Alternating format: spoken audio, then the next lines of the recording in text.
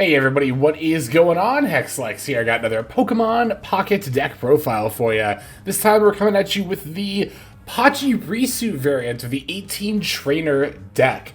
For this build, we're on 2 Pachirisu, 2 Potion, 2 Pokeball, 2 Red Card, 2 Giantscape, 2 Rocky Helmet, 2 Professor's Research, 2 Sabrina, 2 Blue, 1 Mars, and then 1 Giovanni.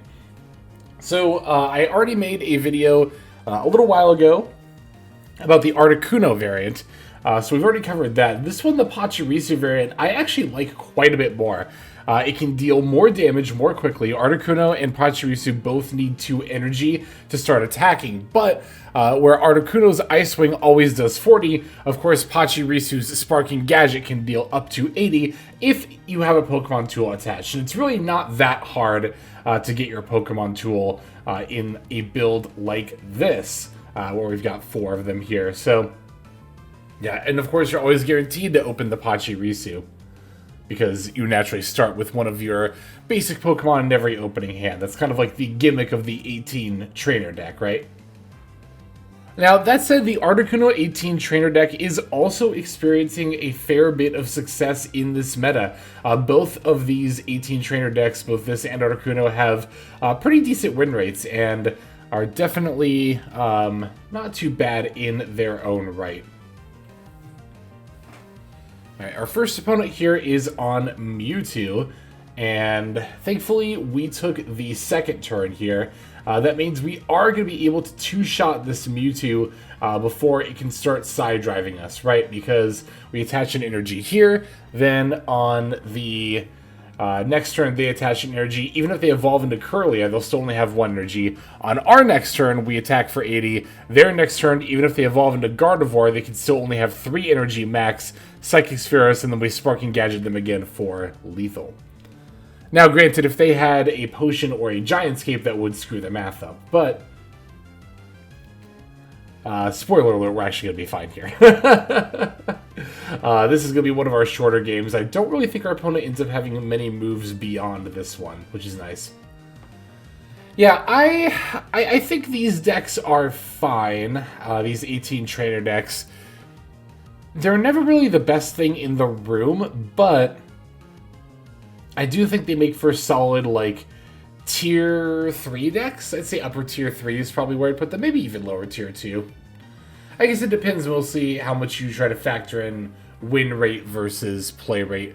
Next time I do a tier list, rather than just going by play rate, I kind of want to, like, make it more like what I think are actually the best decks in the meta. Yeah, I think by the time this video goes out, well, actually, it's going out today, the same day I'm recording it. So today's the last day of the medal event. I did get up to 45 wins already, even though you're going to be seeing like 19, 20 wins for this video. But anyway, our next opponent is going to be on Palkia. This is definitely not a bad matchup for us. We have the type advantage here. And also, we can just get going a lot faster. This is a very aggressive deck. It's a lot more aggressive than, I think, the Articuno variant, because you can do so much more damage so much more reliably early on. Now, of course, the Articuno variant has the option to high roll with Misty. That's kind of what it's most well known for. But I would rather have the stability, I think, of the Pachirisu always being online for 80. I mean, okay, 90% of the time being online for 80 damage by the time it's got 2 energy on it, as opposed to, again, hoping that you draw and land coins with the Misty. Alright, our opponent's got a pretty nice setup here. They have the Manaphy, Eevee, and Palkia, the whole shebang, the whole combo right there. But our hand is not looking too bad either. Got a couple of Professor's Research. We do already have a Giantscape, which is pretty nice. You do still want to play 2 Pokeball in this deck, and I think the same is true of the Articuno deck as well. You might think, well, why would you want 2 Pokeball since you only have 1 Pokemon to search? You still want the second Pokeball so that you're drawing Pokeball more reliably and getting your second Pachirisu more reliably as well. Because if you don't get your second Pachirisu, it becomes much, much easier for your opponent to win. Also, since we're on 2 Red Card and 1 Mars, I tend to use my Red Cards pretty aggressively in this deck, rather than try to wait for the opportunity to disrupt an evolution line or a huge amount of advantage. If my opponent even has 4 cards in hand, I'll just go for the red card. Again, mostly because we're on essentially 3 copies of it again, between 2 red card and 1 Mars. Alright, here's the Oceanic Gift from the Manaphy, but it's only going to get 1 of these off before we can KO it with the Pachirisu. So that's really not that bad. My opponent, rather, basically ramped for 1 energy, which is like, it's whatever. That's not that bad. Not that big a deal. Yeah, the thing about the tools in this deck is you do kind of want to think about when you want to attach them. I probably didn't need to attach that Giant's Cape when I did. And I could have potentially waited for a Rocky Helmet. Because the thing is, like, with the Dimensional Storm attack from Palkia, it doesn't really matter if I have Giant's Cape or not, right? Because I'm going to get 1 shot by it either way. Same with Articuno's Blizzard. I'll get 2 shot by that either way. Although, to be fair, Giant's Cape does let me survive Ice Wing plus Blizzard. I think that's really something you got to think about a lot when you're playing Giant's Cape and Rocky Helmet, or even like healing cards like Potion or even Erica. Like, I see a lot of people playing Potion where like they'll attack and do a Druidagon, and then on the next turn they'll just Potion right back up to full HP, and when it's really not optimal to do that. It's not about keeping your Pokemon at as high of HP as possible all the time. It's more about like factoring in your opponent's board and whether or not they're able to 1 or 2 shot you, and that should be the decision point of whether you heal or put on a Giant's Cape or whatever. Alright, here they're going to try to retreat out. Well, they are going to retreat out the Articuno. We don't play Cyrus in this deck because we don't really have any ways to damage outside of attacking, and Cyrus becomes a lot more situational in that regard. This is one of those situations where I do kind of wish I had it, but it's really not, like, necessary. Because here's the thing, right? Like, they have to take out their Articuno. They can't stay in and Blizzard me. But I can just attack this Palkia, which will knock it down to 50 HP. And now they're at a point where even if they did, like, attach an energy to Articuno, bring it back in, and Blizzard, now I can just battle with the follow-up Pachirisu and then take the W. That's another reason why it's really important to have 2 Pokeball, even though you're only going to have 1 Pokemon in your deck to search. You can see here, we even have the dead Pokeball in our hand, but I think that's fine. I probably should have played it, just to get it out of my hand, but I also didn't think my opponent would be on red card. Not many decks are. I wouldn't expect my opponent's deck to be on red card. I'd be extremely surprised. Maybe they tech 1 Mars, maybe, but even then I'd be quite surprised. In, like, Genetic Apex meta, it was a little bit more conceivable for, you know, random decks to tech a red card just because of what the available pool of good cards was like, right? But now, a couple more sets in, I think there's enough good trainers to go around where you don't have to be teching, like, a random red card in just, you know, any old deck. Anyway, our final opponent's going to be on the Weavile deck, which had a lot more staying power than I thought it would. I kind of thought that as the other Darkrai variants would continue to develop, that the Darkrai Weavile deck would fall out of favor, but it's still actually an extremely good deck in its own right, so definitely don't sleep on it. It's a very, very good deck. I really wish that we could trade cards from this current pack, because, like, I know this is probably going to piss somebody off that's watching, but I have 5 Weavile EXs and I have 5 Darkrai EXs right now, and that does not include I have a full art of each as well. So I have 2 extra playsets, and I so wish I could trade these to friends. Like, I don't even need any more EX Pokemon from this set. I have 2 of each of them already, but I wish I could hook people up with Weavile Darkrai decks. I don't know. I just, yeah, it's not ideal. It's just not ideal. But for the time being, it is what it is. Hopefully things will change. Anyway, opponent leading with Sneasel and the double Darkrai here. We're going to, of course, lead with our Pokeball, finding the other Pachirisu in our deck. Love that art, by the way, on the rainbow version there. It's very good looking. Very, very good. Then we'll go for the Prof Research, finding Sabrina and Mars. Opponent's got like 4 in hand.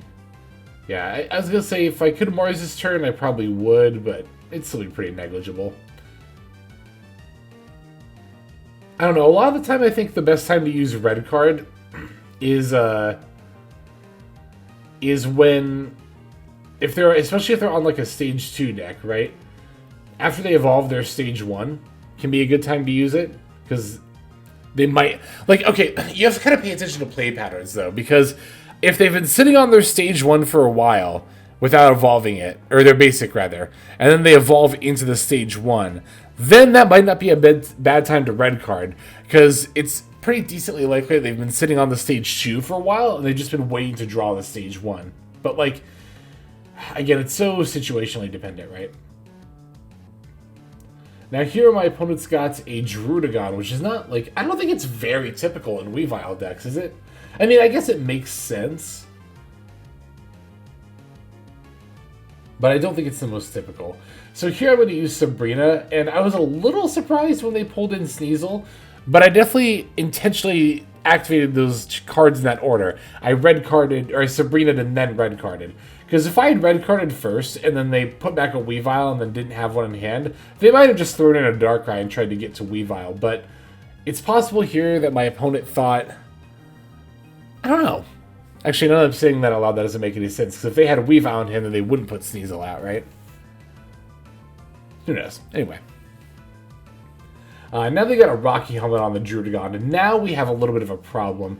And I think this is probably this deck's biggest weakness, is that in a scenario like this, where you're up against, I mean, even without the Rocky Helmet, it's just something like Druidagon in general, where you're forced to two-shot it, you just have to play really aggressively with not a lot of resources when it comes to the Pokemon themselves, right? Like I need to basically give up one of my 2 Pachirisus just to be able to get through this Druidagon. Because I only have one more Sabrina in my deck, and even if I Sabrina, what's stop my opponent from going like Leaf, Retreat, Darkrai, put Druidagon back out again, right? We're also in a not great spot here in particular because we don't have another tool in our hand. So what I'm going to have to do is swap into my other Pachirisu, which does not have a tool but is at full HP, and I'm going to attack Druidagon with that one instead. Also, we have like so many supporters in hand. I might as well just play one of these blues here. But now, if I did have a tool, if I had top decked one, I would not have swapped. I would have probably just battled in with my 40 HP Pachirisu, let it get KO'd. Although, to be fair, that wouldn't have fared me much better, right? Well, if it was Giant's Cape, I'd be at 140. Well, I guess either way, I would survive Nightmare Aura plus Dark Prism, but then I wouldn't survive it again. I can't one-shot them with Sparking Gadget, so I think I would just lose here no matter what. Yeah, I think I might have played a little too aggressively, potentially, into that Druidagon. I actually definitely did, didn't I? I should have just waited. Yeah, I definitely should have just waited. But at this point, my defeat is pretty inevitable. Which is something that can happen a lot more often, again, when you're on a deck with only 2 total Pokemon in it. That's the big drawback, but yeah, with little other choice, I'm just going to put in my other Pachirisu here, and yeah, there's the Giant's Cape. Way too late, unfortunately. We can Mars them, but again, it's not going to matter. They already have Lethal on board. All in all, I think that this deck is... it's fun, and it's not bad, but if you're looking for like the strongest deck in the meta, I don't think this is it. I think it's a very solid Tier 3 deck, and you could, you know, in theory, even win a tournament with a Tier 3 deck. I don't think Tier 3 means it's bad by any means, but anyway. That's going to be our last game, and that is ultimately going to do it for this video. Thank you, everybody, so much for all the recent support on the Pocket videos. We recently hit partner on this channel, which is because of you all watching and supporting. Thank you all very much. Please subscribe, or consider doing so at least, if you want to check out more Pokemon Pocket content, among other games. But that's going to do it for now. This is Hexlex. I'm signing out, and also hoping that you have a fantastic day.